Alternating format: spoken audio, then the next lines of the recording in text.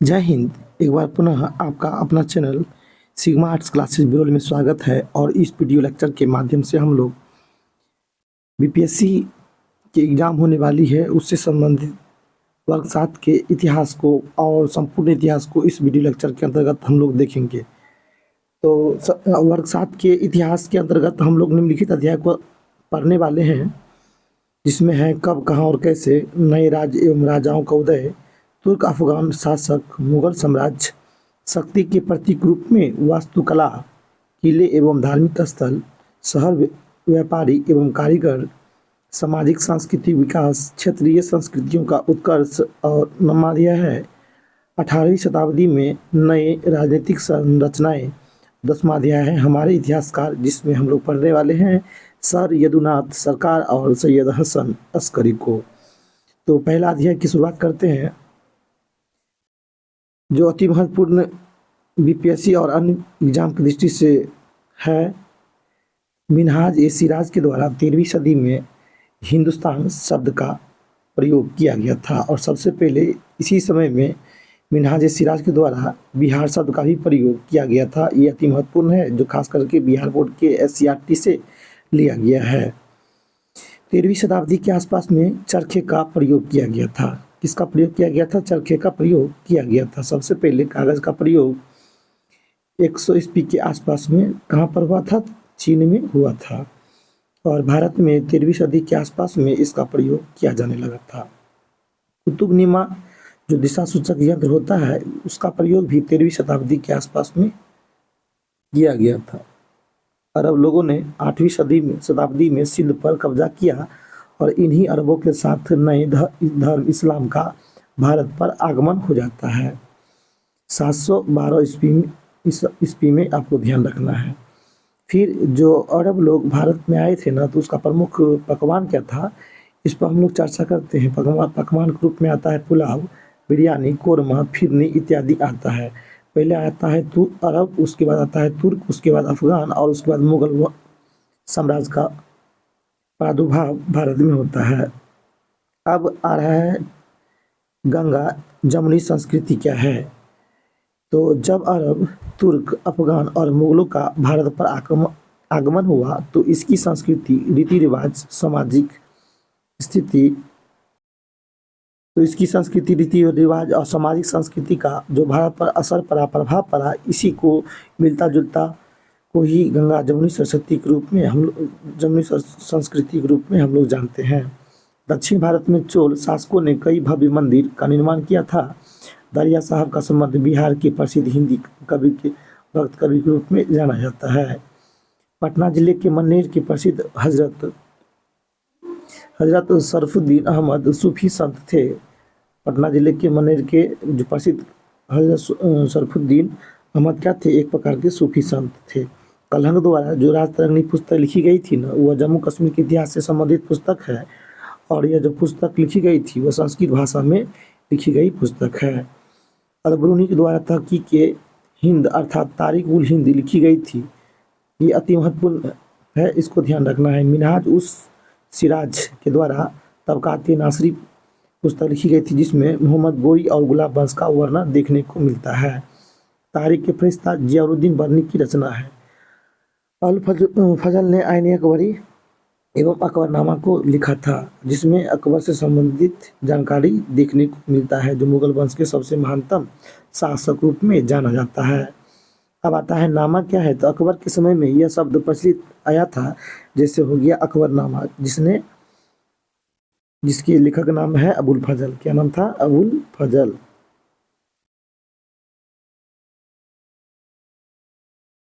फिर आ रहा है तुर्की की बाबरी, तुर्की भाषा में लिखी गई थी, और ये जो लिखी गई थी, इसका नाम क्या था? लेखक का नाम था बाबर। क्या नाम था? बाबर। फिर आता है इब्न बतूता, अफ्रीकी यात्री थे, और इनका जो पुस्तक है उसका नाम था रेहला, जो मोरक्को की निवासी थी। इब्न बतूता कहाँ के निवासी थे? मोरक्को के निवासी थे। इब्न बतूता मोहम्मद बिन तुगलक के शासनकाल में 14 भारत आया था, और 14 वर्षों तक भारत में रहा। तो 14 वर्षों तक भारत में किसने रहा था? तो इब्न बतूता रहा, जो मोहम्मद बिन तुगलक के शासनकाल में भारत आए थे। सबसे बड़ी संख्या में जो सिक्के प्राप्त हुए थे वह मोहम्मद बिन तुगलक MBT के समय में सबसे बड़ी संख्या में सिक्के प्राप्त हुए थे। सासाराम के शासक नाम क्या था? शेरशाह सूरी, जिन्होंने चांदी के सिक्के का निर्माण किया था। चांदी के सिक्के का निर्माण सासाराम के शासक शेरशाह सूरी के द्वारा किया गया था। सासाराम का मकबरा हिंदू मुस्लिम एकता का उदाहरण के रूप में जानकारी प्रस्तुत करता है। बेकटपुर का शिव मंदिर पटना से 18 किलोमीटर दूर स्थित है। मनेर में मखदूम शाह दौलत की समाधि देखने को मिलती है। और पहला अध्याय के अन्य बातें के संदर्भ में हम लोग पढ़ेंगे। 16वीं सदी के आरंभ में बाबर ने हिंदुस्तान शब्द का पहली बार प्रयोग किया था। तारीख उल हिंद किस भाषा में लिखी गई थी? फारसी भाषा में तारीख उल हिंद लिखी गई थी। अरब लोगों के द्वारा भारत में नए धर्म का आगमन हुआ और कागज का प्रयोग 13वीं सदी में भारत में किया गया था। भक्ति संत के रूप में दरिया साहब को जाना जाता है। शेरशाह का मकबरा सासाराम में स्थित है। बेकटपुर का शिव मंदिर मान सिंह के द्वारा रचित बनाया गया था। अब आते हैं अध्याय 2, नए राज एवं राजाओं को उदय के रूप में। दिग्धा कौन थी? कश्मीर की रानी थी जो काफी प्रसिद्ध थी। गुर्जर प्रतिहार वंश के संस्थापक कौन थे? नागभट्ट प्रथम के द्वारा गुर्जर प्रतिहार का स्थापना किया गया था। त्रिपक्षीय संघर्ष क्या है? गुर्जर प्रतिहार राष्ट्रकूट एवं पाल वंश के बीच जो युद्ध हुआ था ना, उसे ही G4 गुर्जर, R4 राष्ट्रकूट और P4 पाल के रूप में जाना जाता है। यह लगभग 200 वर्षों तक चलने वाला युद्ध था और इसमें त्रिपक्षीय संघर्ष जो हुआ था 200 वर्षों तक चलने वाला संघर्ष था, जिसमें गुर्जर प्रतिहार राष्ट्रकूट और पाल वंश की भी संघर्ष हुई थी, जो 8वीं सदी में हुई थी, जिसमें गुर्जर प्रतिहार की जीत हुई थी और कन्नौज में यह युद्ध हुआ था। मोहम्मद गजनवी 1010 ईस्वी से लेकर के 1025 ईस्वी तक भारत में रहा और सोमनाथ मंदिर पर 17 बार आक्रमण किए थे। यह मंदिर गुजरात में स्थित है। शाहनामा के लेखक नाम कौन है? क्या है? फिरदौसी मोहम्मद गौरी। इन्होंने विजय का प्रमुख केंद्र कहाँ था? पंजाब था। तराइन का प्रथम युद्ध 1191 ईस्वी में मोहम्मद गौरी और पृथ्वीराज चौहान के बीच में हुआ था। इसमें गौरी की हार हो गई थी। किसकी हार हुई? गौरी की हार हुई थी। फिर तराइन का दूसरा युद्ध होता है 1192 ईस्वी में, जिसमें गौरी ने पृथ्वीराज चौहान को हरा दिया था। गौरी ने क्या किया? पृथ्वीराज चौहान पहले तराइन के प्रथम युद्ध में गौरी की हार हुई थी और जिसमें विजय प्राप्त हुआ था, पृथ्वीराज चौहान को विजय प्राप्त हुआ था। और दूसरे तराइन के युद्ध में गौरी ने पृथ्वीराज चौहान को हरा दिया। दक्षिण पंथ के राज्यों में राष्ट्रकूट तथा चालुक्य प्रमुख थे। इसके राज्यों में चोल, चेर, पांडव इत्यादि आता है। चोल वंश के प्रमुख राज प्रथम था। ये कुशल सेना संचालक और श्रीलंका तथा मालदीव द्वीपों पर अधिकार भी कर लिया था। श्रीलंका और मालदीव द्वीपों पर अधिकार इनके द्वारा किया गया था। राज का पुत्र राजेंद्र था और ये विशाल जल सेना का गठन भी किया था। गंगईकोंड चोलपुरम नाम से जाना जाता था। गंगईकोंड किस नाम जाना जाता था? चोलपुरम नाम से जाना जाता था। संपूर्ण चोल राज्य को राष्ट्र के रूप में जाना जाता था और राष्ट्र कई इकाइयों में बटा हुआ था, जिसे मंडलम के रूप में जाना जाता था। सभा का संबंध ब्राह्मण से था और ये इसे अग्रहार के रूप में जाना जाता था। नगरम व्यापारियों के समूह को नगरम की उपाधि दी गई थी। फिर आता है चोल शासकों के द्वारा बृहदेश्वर मंदिर एवं गंगईकोंड चोलम के मंदिर का निर्माण किया गया था। पाल वंश, इस वंश का संस्थापक गोपाल था और इसके बाद धर्मपाल, देवपाल और महिपाल इस वंश के शासक हुए थे। पाल वंश का केंद्र कहाँ था? बंगाल एवं बिहार पाल वंश का केंद्र था और इसकी जो राजधानी थी ना, बिहार के मुंगेर इसकी राजधानी थी। पहला अध्याय के अंतर्गत हम लोग अब ऑब्जेक्टिव पढ़ने वाले हैं। सोमनाथ मंदिर कहाँ पर स्थित है? तो गुजरात में स्थित है। पाल वंश का केंद्र कहाँ हुआ था? तो बिहार और बंगाल पाल वंश के प्रमुख केंद्र थे। गोपाल लोगों द्वारा चयनित शासक था। गोपाल कौन थे? तो लोगों द्वारा चयनित शासक गोपाल थे। कन्नौज में त्रिपक्षीय संघर्ष हुआ था, जिसमें गुर्जर प्रतिहार राष्ट्रकूट और पाल शामिल थे। गुर्जर प्रतिहार राष्ट्रकूट और कौन शामिल थे? तो आपको पाल वंश के बीच ये क्या हुआ था? युद्ध हुआ था। फिर आता है अध्याय 3, तुर्क अफगान और शासक दिल्लीवाल सिक्का गुलाम वंश के सुल्तान के द्वारा जारी किया गया था और 12वीं शताब्दी के मध्य में अजमेर में चौहान शासकों ने दिल्ली पर कब्जा कर लिया। दिल्ली सल्तनत की स्थापना 1206 ईस्वी में किया गया था। किसके द्वारा? कुतुबुद्दीन ऐबक के द्वारा दिल्ली सल्तनत की स्थापना 1206 में की गई थी। आरंभिक तुर्क में आता है कुतुबुद्दीन ऐबक 1206 से लेकर के 1210 तक शासन किया। फिर उसके बाद आता है इल्तुतमिश 1210 से 1236 में तक शासन किया। फिर आता है रजिया जो 1236 से लेकर के आपको 1240 तक शासन की थी। फिर आता है बलबन 1266 से लेकर के 1287 ईस्वी तक इन्होंने शासन किया था। गुलाम वंश कुतुबुद्दीन ऐबक के द्वारा गुलाम वंश की स्थापना की गई थी और कुतुबुद्दीन ऐबक को ही लाख वर्ष बख्श के रूप में जाना जाता है। इसके द्वारा कुतुब मीनार का निर्माण किया गया था और अजमेर में 2.5 दिन का झोपड़ा का निर्माण इनके द्वारा ही किया गया था। फिर आता है कुतुबुद्दीन ऐबक की मृत्यु चौगस खेलते वक्त ही हो गई थी। अपनी राजधानी दिल्ली से लाहौर स्थानांतरित कुतुबुद्दीन ऐबक द्वारा की गई थी और 40 गुलाम सरदार का संगठन कुतुबुद्दीन ऐबक द्वारा बनाया गया था। यासुद्दीन बलबन लोह और रक्त की नीति का प्रतिपादन किया था। इन्होंने सिजदा बायबोस का अर्थ होता है सुल्तान के पैर को चूमना एवं नवरोज जो उत्सव होता था जो फारसी वर्ड है इसका आरंभ गयासुद्दीन बलबन के द्वारा की गई थी।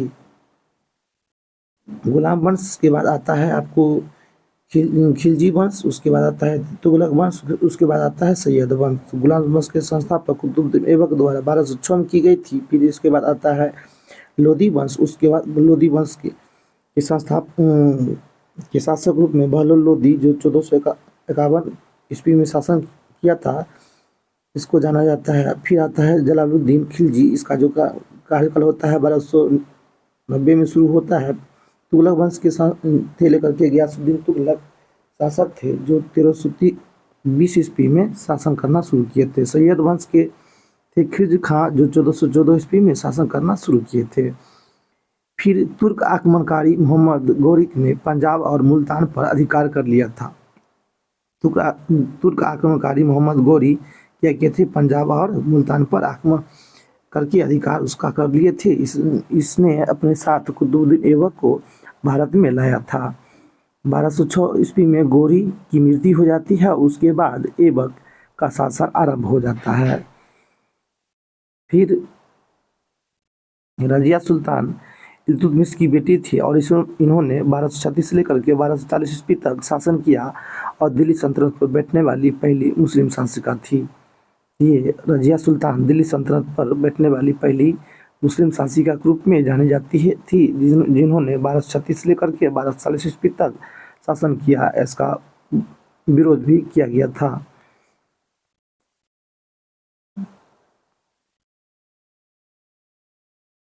1206 ईस्वी में गोरी की मृत्यु हो जाती है और उसके बाद ऐबक का शासन आरंभ हो जाता है। सिकदार जो वर्ड था उसका संबंध किससे था? राजस्व अधिकारी से था। फौजदार सैनिक अधिकारी होते थे और पटवारी का काम होता था लेखा अधिकारी हुआ करते थे। इसका जो काम था ना गांव के भूमि और लगान की देखरेख पटवारी करते थे। गांव को भूमि और लगान की देखरेख कौन करते थे? तो पटवारी करते थे, जो अति महत्वपूर्ण है सीटेट की दृष्टि से भी और बीपीएससी की एग्जाम की दृष्टि से भी। खिलजी वंश का जो प्रसिद्ध शासक था ना अलाउद्दीन खिलजी थे जिन्होंने गुजरात, मालवा और रणथंभौर एवं चित्तौड़ पर अधिकार कर लिया था और इसका बाजार नियंत्रण प्रणाली अति महत्वपूर्ण थी, ये भी आपको ध्यान रखना है। फिर आता है अलाउद्दीन खिलजी व मोहम्मद बिन तुगलक के समय मंगोलों ने भारत पर आक्रमण कर लिया था। सैनिक विभाग का दूसरा नाम क्या था? दीवाने अर्ज। ये सैनिकों की भर्ती और सैनिकों की निरीक्षण, टेस्ट वगैरह सब लेते थे तथा वेतन भी दीवाने अर्ज के द्वारा सैनिकों को दी जाती थी। अलाउद्दीन के समय में खराज भूमि पर अलाउद्दीन के समय में जो कर टैक्स लगा था ना उसका नाम क्या था? खराज, जो भूमि कर था। क्या कर था? भूमि कर था। खालसा भूमि सुल्तान की अधीन भूमि को खालसा भूमि के रूप में जाना जाता है। मोहम्मद तुगलक ने खुरासान ईरान को जीतने का योजना बनाया था। मोहम्मद तुगलक ने कागजी मुद्रा की तरह सांकेतिक सिक्के भी चलाए थे और यह तांबे जैसी सस्ती धातु से बना हुआ सिक्का हुआ करता था। दीवाने अमीर को ही कृषि विभाग को कहा जाता था। फिरोज शाह तुगलक द्वारा नहरें खुदवाने का काम किया गया था। इन्होंने यमुना नदी से एक नहर भी निकाली थी। फिरोज शाह तुगलक का संबंध किससे है? तो नहरों को खुदवाने से है। आरंभिक तुर्क वंश के संस्थापक के रूप में जाना जाता है कुतुबुद्दीन ऐबक। खिलजी वंश के संस्थापक रूप में जाना जाता है जलालुद्दीन खिलजी, अर्थात खिलजी वंश के शासक रूप में जलालुद्दीन खिलजी को जाना जाएगा। तुगलक वंश के शासक गयासुद्दीन तुगलक कहलाएंगे। सैयद वंश के खिलजी खां और लोदी वंश के आपको बहलोल लोदी ध्यान रखना है। अध्याय 4 हम लोग पढ़ते हैं मुगल साम्राज्य, जिसके अंतर्गत तुर्क आक्रमणकारी तैमूर ने 1398 ईस्वी में भारत पर आक्रमण कर लिया था। तैमूर के द्वारा 1398 ईस्वी में भारत पर आक्रमण किया गया था और दिल्ली सल्तनत की प्रतिष्ठा को ये क्या कर दिए? समाप्त कर दिए थे। काबुल और कंधार के शासक बाबर था। बाबर कहाँ का शासक था? काबुल और कंधार के शासक था। पहली बार घुड़सवार सेना तोप का उपयोग किया था और दिल्ली के अफगान शासक के साथ इब्राहिम लोदी के साथ युद्ध किया। इसमें बाबर की जीत हुई थी। बाबर के द्वारा निम्नलिखित युद्ध लड़े गए थे। 1527 ईस्वी में राणा सांगा, जिसमें बाबर की जीत हुई थी। 1528 ईस्वी में मेदिनी राय और बाबर के बीच में युद्ध हुई थी, जिसमें बाबर की जीत हुई थी। और 1529 में अफगान और बाबर के बीच में युद्ध हुई, अर्थात जितने भी युद्ध लड़े गए थे सब में बाबर की जीत हुई थी। चौसा का युद्ध 1539 ईस्वी में हुमायूं और शेरशाह के बीच होता है, जिसमें शेरशाह का विजय होता है। कनौज का युद्ध 1540 ईस्वी में हुआ था। शेरशाह सूरी और हुमायूं के बीच में हुआ था, जिसमें विजय हुए थे शेरशाह। अकबर ने 1576 ईस्वी में बिहार के प्रदेशों को जीता था। कितने ईस्वी में? तो बिहार के प्रदेशों को 1576 ईस्वी में अकबर के द्वारा जीता गया था। अकबर जब बादशाह बना ना तो 5 बड़े अधिकारी इसके साम्राज्य में थे, जिन्हें अमीर कहा जाता था। अकबर ने 1563 ईस्वी में तीर्थ यात्रा कर और 1564 ईस्वी में जजिया कर, जो गैर जिम्मियों से ली जाने वाली कर थी, उसको लेना बंद कर दिया था। आईन अकबरी एवं अकबरनामा का लेखक का नाम क्या है? अबुल फजल है और इस प्रसिद्ध पुस्तक में अकबर के बारे में जानकारी देखने को मिलती है। मनसब किस भाषा का शब्द है? तो मनसब फारसी भाषा का शब्द है, जिसका अर्थ होता है ओहदा, पद या दर्जा। ओहदा, पद या दर्जा होता है। मनसब को 2 भागों में बांट कर देखा गया है, एगो जात एगो सवार। जात में क्या था? संख्या के आधार पर वेतन दी जाती थी। और सवार में क्या था? पैदल सैनिक और घुड़सवार हुआ करते थे। मनसब जो शब्द है किस भाषा का शब्द है? तो फारसी भाषा का शब्द है। तो आप देख सकते हैं कि कितना डिटेल्स हम शॉर्ट नोट के माध्यम से बनाने का प्रयास किए। अकबर की वित्त मंत्री का नाम क्या था? टोडरमल था। सुलह कुल की नीति का संबंध किससे था? तो अकबर से था और अकबर के द्वारा अपनाई गई ये धार्मिक नीति थी। दीवान ए इलाही, दीन ए इलाही का संबंध अकबर से था, जिसे तौहीद ए इलाही के रूप में जाना जाता था। सभी धर्मों को समानता का अधिकार दिया गया था। क्योंकि इबादत खाना की जो स्थापना 1575 ईस्वी में अकबर के द्वारा की गई थी ना, तो वह बंद भी कर दिया गया था। ये भी अति महत्वपूर्ण है, आपको ध्यान रखना है। सभी धर्मों को समानता का अधिकार दिलाने के लिए एक अपना धर्म दीन ए इलाही की स्थापना 1582 ईस्वी में अकबर के द्वारा चलाई गई थी, जिसे तौहीद ए इलाही के रूप में जाना जाता था। मुगल वंश के शासक के रूप में जाना जाता है बाबर, हुमायूं, अकबर, जहांगीर, शाहजहां और औरंगजेब। इसे आप ऐसे भी ट्रिक के माध्यम से याद कर सकते हैं। बाहों में आजा, शाही आम, मुजफ्फर, बाबर, हुमायूं, अकबर याद करना है। फिर जहांगीर हो जाएगा, फिर शाहजहाँ हो जाएगा, उसके बाद क्या हो जाएगा, और फिर क्या हो जाएगा, औरंगजेब हो जाएगा। इतना पॉइंट आपको ध्यान रखना है।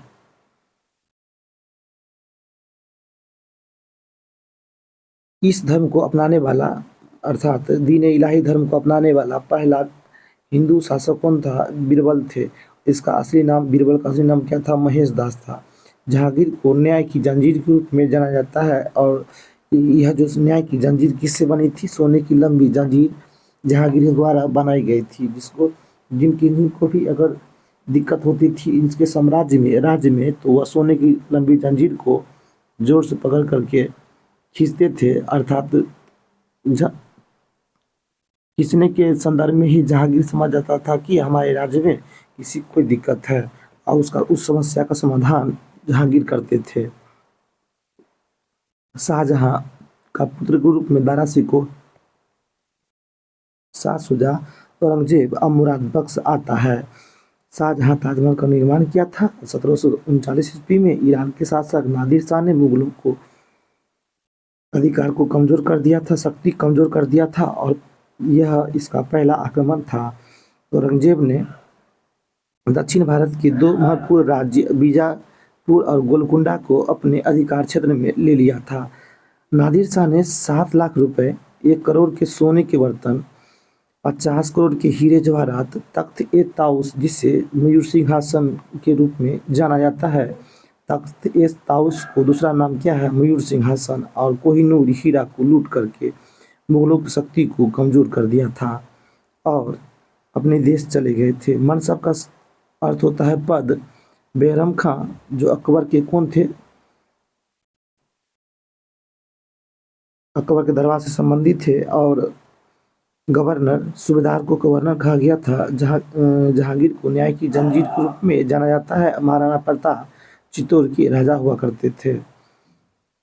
पानीपत प्रथम युद्ध 1526 में, जिसमें बाबर और इब्राहिम के बीच में हुई थी, और बाबर की जीत हुई। द्वितीय युद्ध, पानीपत की द्वितीय युद्ध 1556 ईस्वी में हुआ था, बैरम खां और हेमू के बीच में, जिसमें अकबर की जीत हुई थी। अब बैरम खां कौन थे? बैरम खां आपको ध्यान रखना है, अकबर के संरक्षक या सेनापति के रूप में जाने जाते हैं।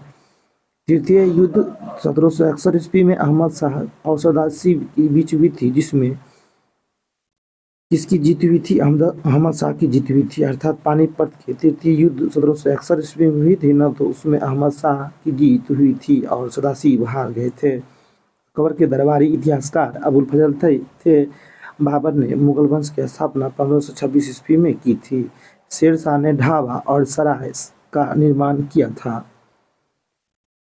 फिर आता है अध्याय 5, शक्ति के प्रतीक के रूप में वास्तुकला, किले एवं धार्मिक स्थल। मंदिरों का निर्माण प्रायः नागर शैली और दरवेश शैली, दो चूंकि 3 शैली थी, नागर शैली, दरवेश शैली, 3 शैली के संदर्भ में यहाँ पर 2 ही शैली दिया गया है, तो 2 ही शैली को हम लोग पढ़ेंगे।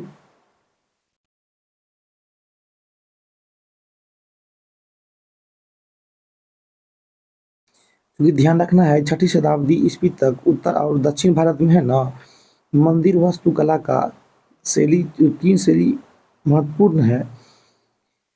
एक था नागर, दूसरा था द्रविड़ और तीसरा था बेसर शैली, जो लगभग समान थी। लेकिन 6ठी शताब्दी की ईस्वी के बाद प्रत्येक क्षेत्र का भिन्न भिन्न दिशाओं में विकास हुआ था।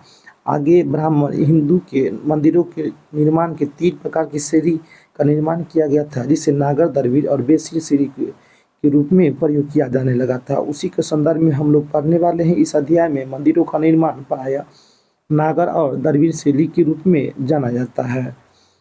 नागर शैली के अंतर्गत हम लोग पढ़ने वाले हैं। नागर शैली के अंतर्गत आयताकार, शंक्वाकार और संरचना हुआ करता था। पूरी जो उड़ीसा में पड़ता है जगन्नाथ मंदिर इस शैली का उदाहरण है।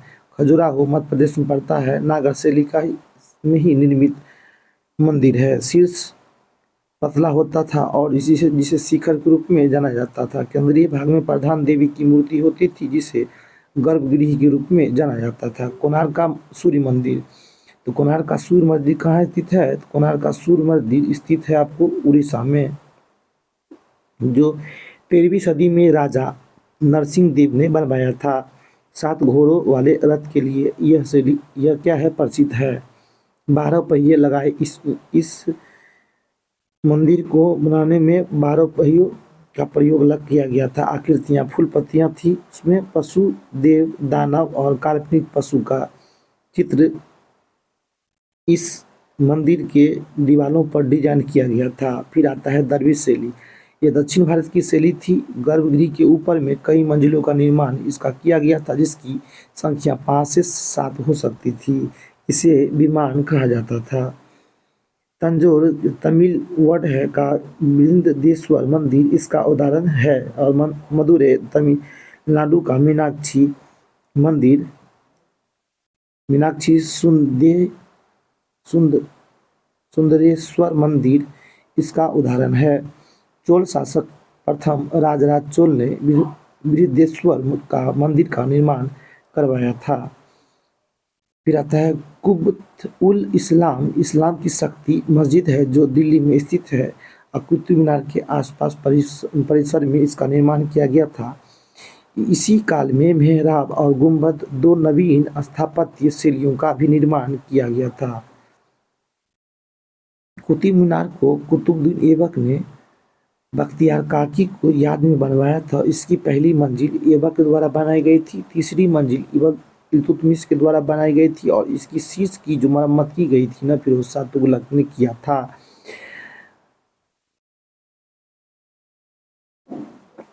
बिहार में 12वीं सदी में तुर्कों का अधिकार हो गया था। तुर्क अफगान शैली में मलिक इब्राहिम का मकबरा, तेलहरा का मंदिर, बेगुह जाम की मस्जिद को बनाया गया था। दीवाने खास का निर्माण शाहजहां ने किया था। दीवाने और आम और दीवाने खास का संबंध किससे है? शाहजहां से है। औरंगजेब ने लाल किला में मोती मस्जिद का निर्माण किया और अपनी पत्नी की याद में औरंगजेब के अपनी पत्नी दिलरास बानो बेगम की याद में ये क्या किए थे?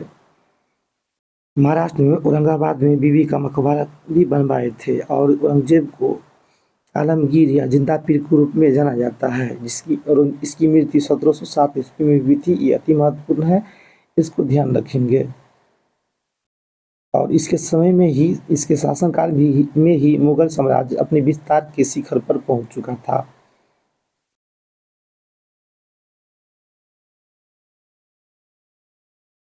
इसका जो समाधि है औरंगजेब का मकबरा खुलदाबाद में है। मुगल शैली का बिहार में सबसे सुंदर उदाहरण 1617 ईस्वी में निर्मित शाह दौलत का मनेर स्थित मकबरा है।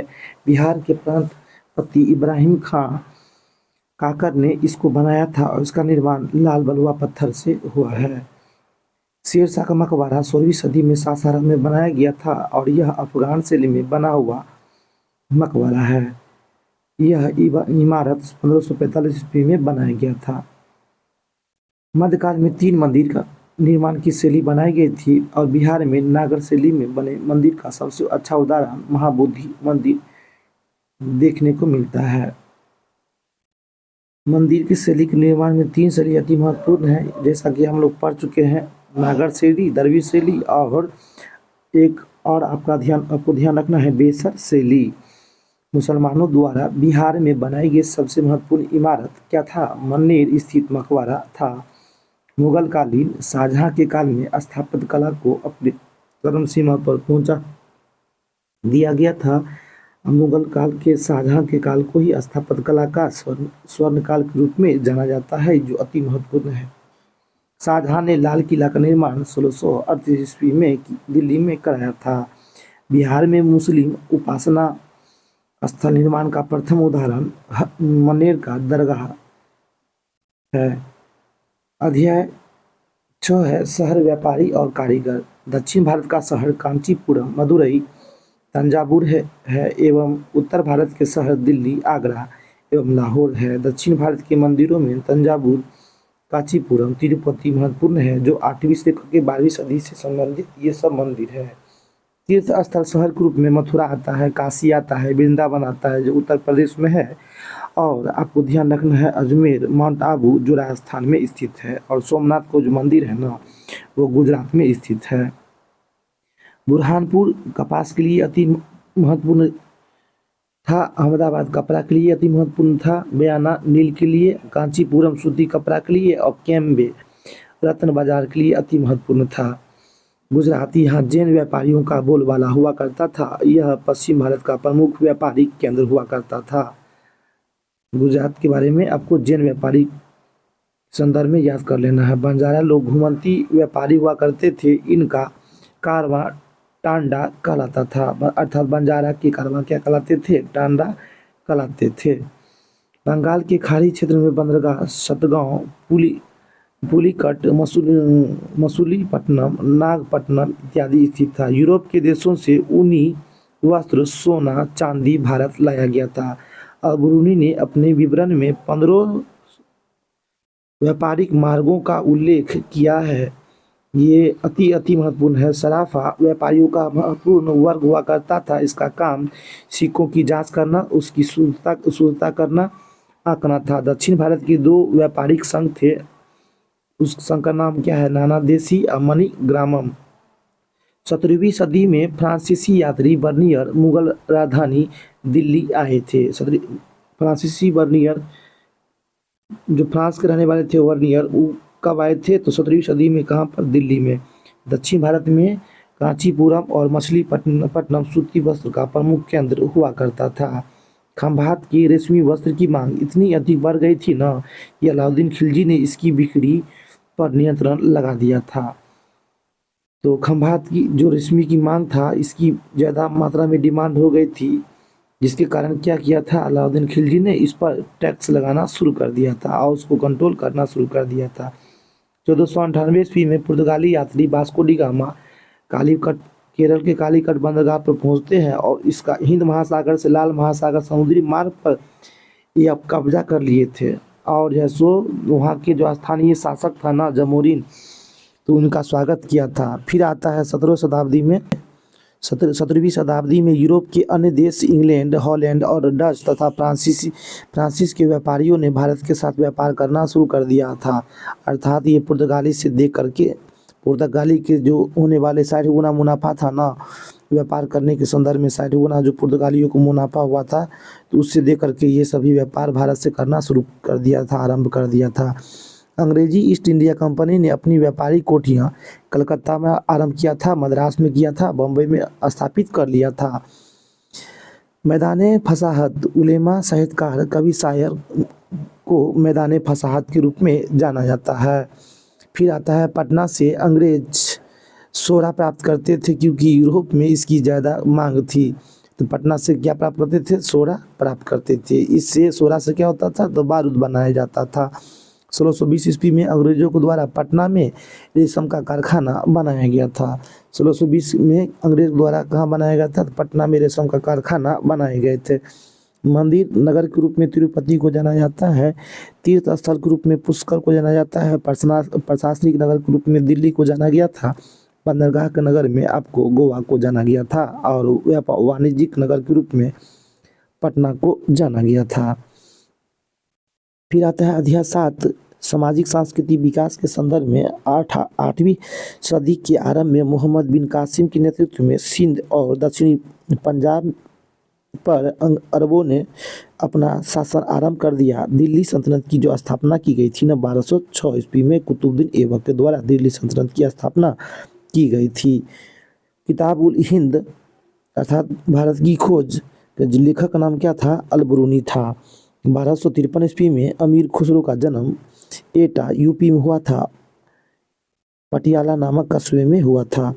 हिंदू धर्म से इस्लाम धर्म अपनाने वाले उच्च जाति के लोगों को अशराफ और निम्न जाति के लोगों को अजलाफ के रूप में जाना जाता था। अर्थात हिंदू धर्म से जो इस्लाम धर्म कबूलते थे ना, अपनाते थे ना, तो उच्च जाति के लोग जो हिंदू धर्म से इस्लाम धर्म कबूलते थे उसे कहा गया था अशराफ, और निम्न जाति के लोग जो हिंदू धर्म से इस्लाम धर्म को कबूल लेते थे उसे कहा गया था अजलाफ।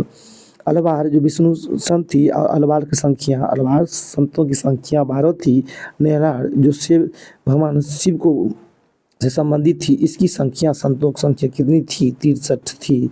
शंकराचार्य 8वीं सदी में महान दार्शनिक शंकराचार्य का जन्म केरल में हुआ था। इसके आदर्श क्या थे? तो इसके आदर्श से हर जीव में परमात्मा का निवास होता है और एकमात्र सत्य परमेश्वर है। परमात्मा ही एकमात्र सत्य परमेश्वर है, बाकी सब झूठा है। अद्वैतवाद के सिद्धांत का प्रतिपादक शंकराचार्य थे। अद्वैतवाद के सिद्धांत का प्रतिपादक कौन किए थे? शंकराचार्य किए थे। और सिर्फ ब्रह्मा ही, इनके द्वारा कहा गया कि सिर्फ ब्रह्मा ही सत्य है, बाकी संसार क्या है? झूठा है। शंकराचार्य के 4 मठ बनाए गए थे जो अति महत्वपूर्ण है। बद्री उत्तर में बद्री का आश्रम उत्तराखंड, दक्षिण में श्रृंगेरी तमिलनाडु में स्थित है, पूरब में पुरी उड़ीसा में स्थित है, पश्चिम में द्वारिका स्थित है। ये शंकराचार्य के बनाए गए 4 मठ थे।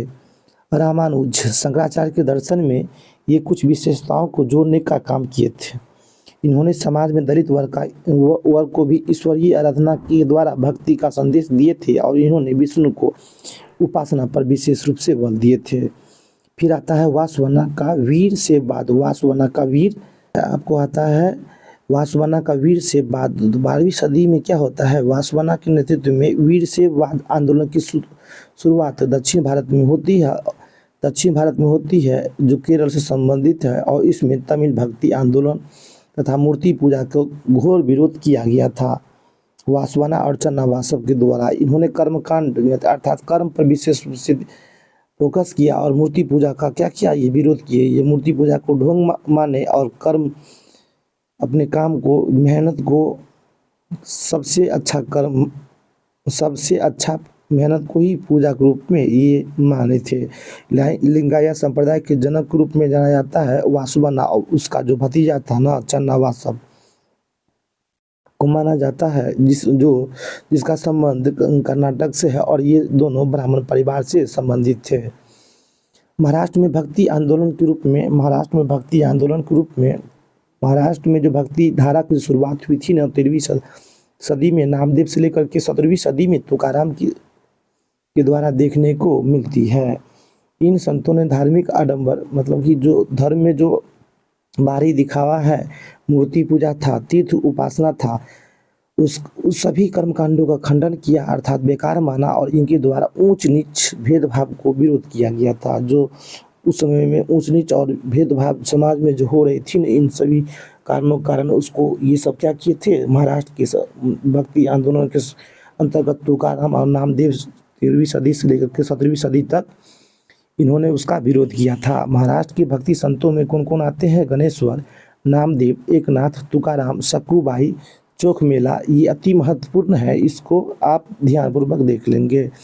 दक्षिण भारत से लेकर के उत्तर भारत में भक्ति आंदोलन को लाने का श्रेय कौन है? तो रामानंद है। इन्होंने हिंदी भाषा में भक्ति आंदोलन का पूरे भारत में प्रचार प्रसार किया था, अर्थात दक्षिण भारत से उत्तर भारत में लाने का श्रेय, भक्ति आंदोलन का लाने का श्रेय किसको जाता है? तो रामानंद को जाता है। कबीर के विचारों की जानकारी साखी और शब्द में देखने को मिलती है। रामानंद राम भक्त संप्रदाय के प्रवर्तक थे और इनके जो शिष्य थे ना 2 वर्गों में बटे हुए थे। एगो हो गया सगुण परंपरा, एगो हो गया निर्गुण परंपरा। सगुण परंपरा का संबंध था तुलसीदास का और निर्गुण परंपरा का संबंध था कबीरदास और नानक का संबंध निर्गुण परंपरा से था। वैष्णव धर्म की परंपरा में एक प्रमुख शाखा कृष्ण भक्ति की थी, जिसमें वासुदेव कृष्ण को विष्णु का अवतार मान करके उसकी पूजा की जाती थी, उसकी आराधना की जाती थी।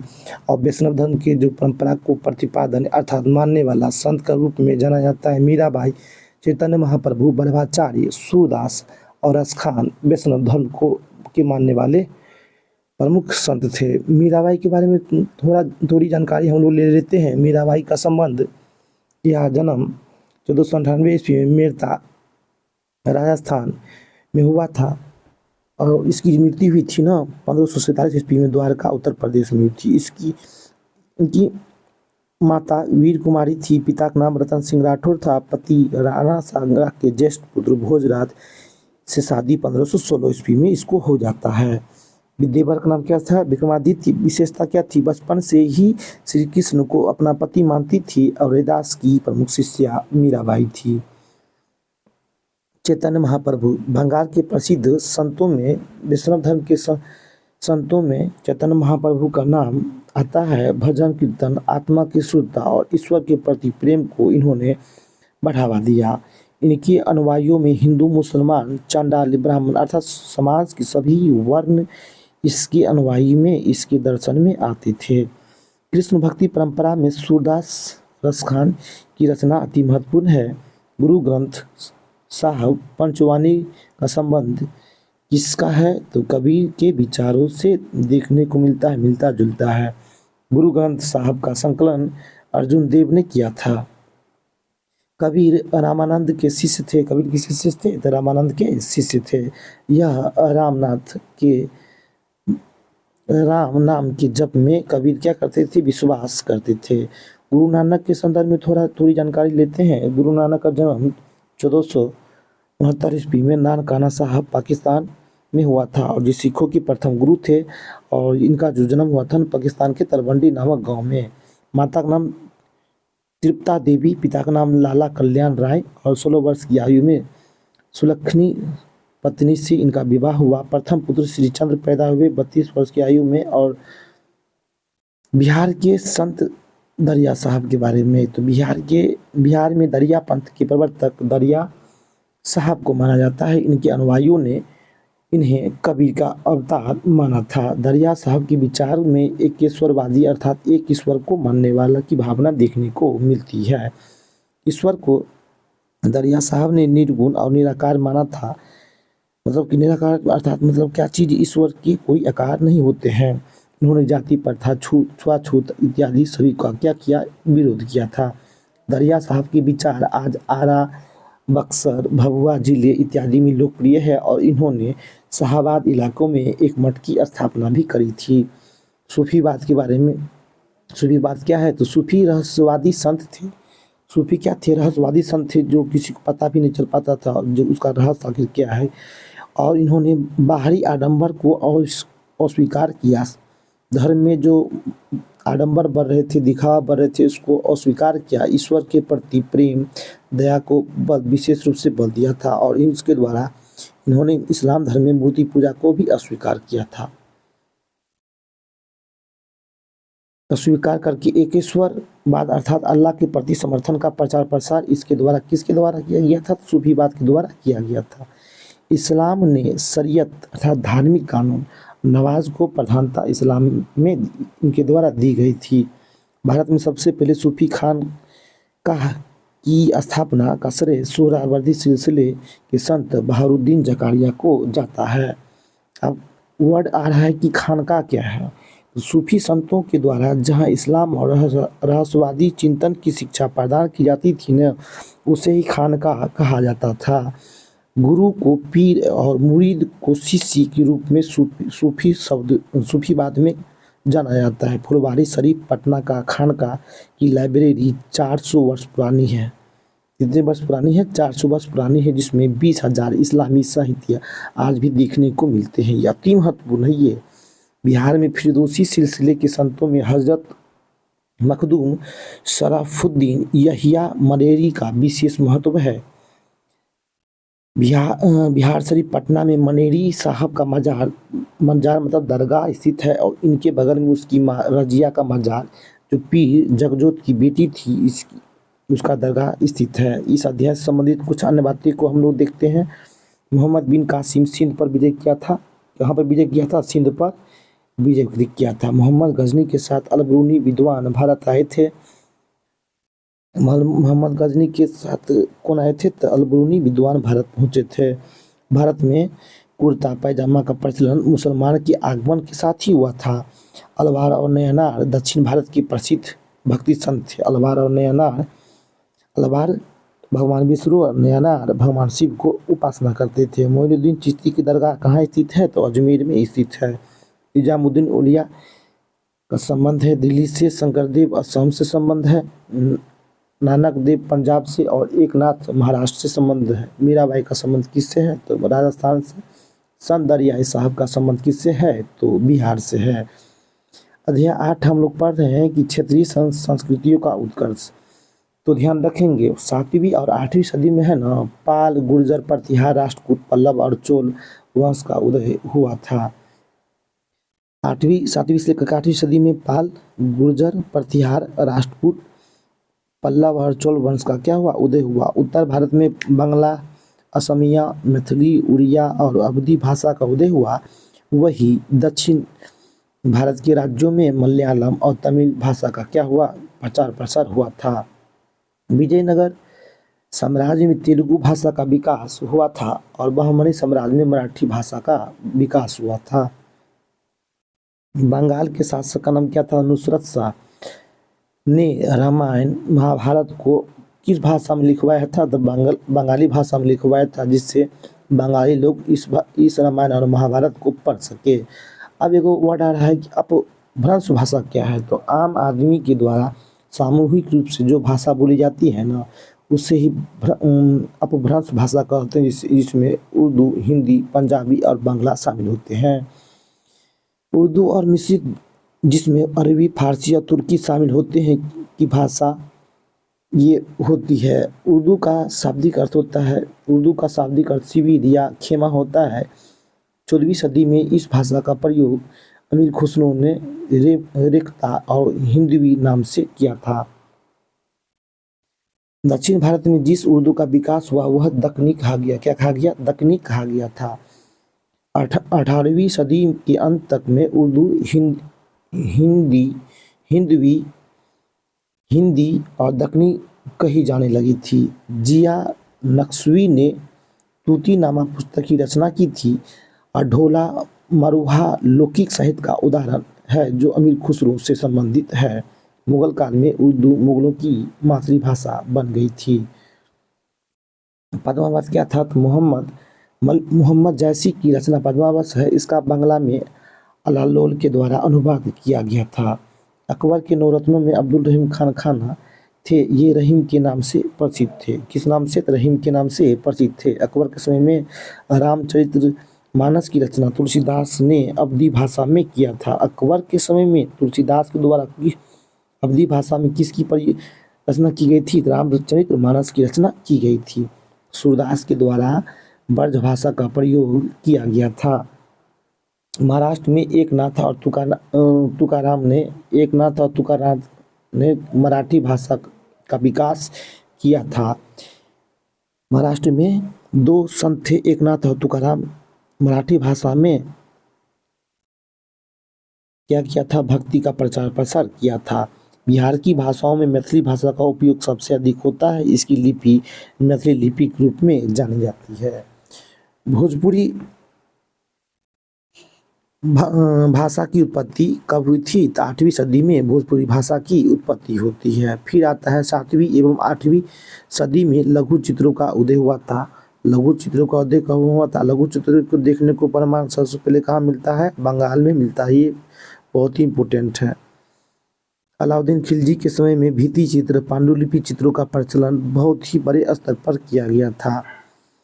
दासखान अमीर हमजानामा मुगलकालीन चित्रकला से संबंधित था। औरंगजेब के समय में चित्रकला का क्या हो जाता है, तो पतन हो जाता है।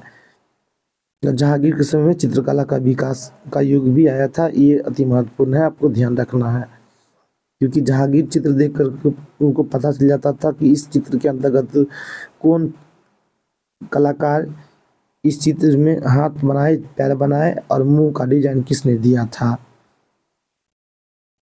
उत्तर पश्चिमी पहाड़ी चित्रकारी क्या है, उत्तर पश्चिमी हिमालय क्षेत्र के विभिन्न पहाड़ी राज्यों में की जाने वाली चित्रकारी पहाड़ी चित्रकारी के रूप में जानी जाती है। हिमाचल प्रदेश, जम्मू कश्मीर, उत्तर प्रदेश, टेहरी और गढ़वाल इस चित्रकारी के रूप में आता है। पटना कलम क्या है, थी इसके अधिकांश चित्रकार पुरुष थे, इसलिए इसे पुरुषों की शैली वाली चित्रकारी के रूप में जाना जाता है। पटना कलम के रूप में हम लोग पढ़ रहे हैं। यह लघु चित्रों की शैली हुआ करती थी। पर्व, त्योहार, रंग, उत्सव, जीव जंतुओं को महत्व इस चित्रकारी में पटना कलम में दी गई थी। भूरे, गहरे लाल, यह लघु चित्रों की शैली में आता है। पर्व, त्योहार, रंग, उत्सव एवं जीव जंतुओं का इसमें पटना कलम में महत्व दिया गया था। भूरे, गहरे लाल, हल्के पीले, गहरे नीले रंग का भी इस कला में प्रयोग किया गया था। फिर आता है संगीत। तो मध्यकालीन संगीत परंपरा के संस्थापक कौन थे, इतिहासकार और दार्शनिक के रूप में कौन जाने जाते थे? तो अमीर खुसरो जाने जाते थे। सल्तनत काल में दो प्रसिद्ध गायन शैली गजल थी, कव्वाली थी। गजल कौन शब्द है? तो अरबी भाषा का शब्द है जो प्रेम पात्र से वार्तालाप की जाती थी। एक गजल में 5 से लेकर के 12 शायर हुआ करते हैं। शेर व शायरी की महफिल जमाई जाती है। इसके संग्रह को दीवान कहा जाता था एवं गायन शैली को कव्वाली के रूप में जानी जाती थी। अकबर के काल में गायकों को 7 भाग में बांटा गया था। तानसेन इस दरबार के प्रमुख गायक रूप में जाने जाते थे। तानसेन कौन थे? इसके दरबार के प्रमुख गायक रूप में जाने जाते थे। बिहार में संगीत का आरंभिक जो काल था ना, तो वैदिक युग था। तुर्की शासन में बिहार में सूफी संतों के माध्यम से संगीत की प्रगति हुई थी। किसकी प्रगति हुई थी? संगीत की प्रगति हुई थी। बिहार में चिंतामणि नामक एक प्रसिद्ध संगीतज्ञ हुआ करते थे, जिन्हें बिहारी बुलबुल के रूप में, चिंतामणि को बिहारी बुलबुल के रूप में जाना जाता है। चिंतामणि को क्या किस रूप में जाना जाता है? बिहारी बुलबुल के रूप में जाना जाता है। अब आता है अन्य बातें। उर्दू की उत्पत्ति कब हुई थी? 11वीं सदी में हुई थी। उर्दू का शाब्दिक अर्थ क्या होता है? शिविर। क्या होता है? शिविर। ईरानी सिंधु को क्या कहा गया था? हिंदू कहा गया था। अकबर के नवरत्न में तानसेन भी थे। अकबर के नवरत्न में तानसेन थे। अकबर के नवरत्न का संबंध किससे है? तानसेन से। तुलसीदास की रचना की थी रामचरितमानस के रचनाकार कौन थे? तुलसीदास थे। 18वीं सदी में नई राजनीतिक संरचना के बारे में हम लोग पढ़ रहे हैं। 18वीं सदी में जिन नए राज्य का उदय हुआ था ना, उनमें सबसे प्रमुख राज था बंगाल, अवध, हैदराबाद था। मुगलों की केंद्रीय सत्ता को कमजोरी का लाभ उठाकर 2 व्यक्ति मुर्शिद कुली खां और अली वर्दी खां ने बंगाल पर धीरे धीरे क्या कर दिया? स्वतंत्र राज्य के रूप में परिवर्तित कर दिया था। मुर्शिद कुली खां को 1700 ईस्वी में बंगाल का प्रांतपति बनाया गया था, अर्थात बंगाल का नवाब बनाया गया था। अवध के नवाब कौन थे? बुरहान एवं हैदराबाद के नवाब कौन थे? निजाम थे। तकावी ऋण क्या है? किसानों को राज द्वारा दिया जाने वाला ऋण तकावी ऋण था। इसका उद्देश्य क्या था? पैदावार को बढ़ावा देना। यूनानी रेखागणित के रूप में यूक्लिड की पुस्तक रेखागणित के तत्व का संस्कृत में अनुवाद किया गया था। 18वीं सदी का सबसे श्रेष्ठ राजपूत शासक रूप में जयपुर का सवाई जयसिंह था, जिसके द्वारा हवा महल भी बनाई गई थी। ये अति महत्वपूर्ण है। औरंगजेब ने शिवाजी के साथ संघर्ष किया था। किसके साथ? शिवाजी के साथ संघर्ष किया था। शिवाजी का जन्म कब हुआ था? 1627 ईस्वी में शाहजी भोसले के घर में हुआ था। माता का नाम क्या था? जीजाबाई। दादाजी का नाम था कोनदेव। और 18वें वर्ष के समय पूना के निकट कोकन तथा तोरण किलों पर इसके द्वारा आक्रमण किया गया था। 1670 ईस्वी में शिवाजी ने मुगल और बीजापुर के विरुद्ध निर्णायक संघर्ष किया। बीजापुर के कई क्षेत्रों पर क्या किया था? शिवाजी ने कब्जा कर लिया था।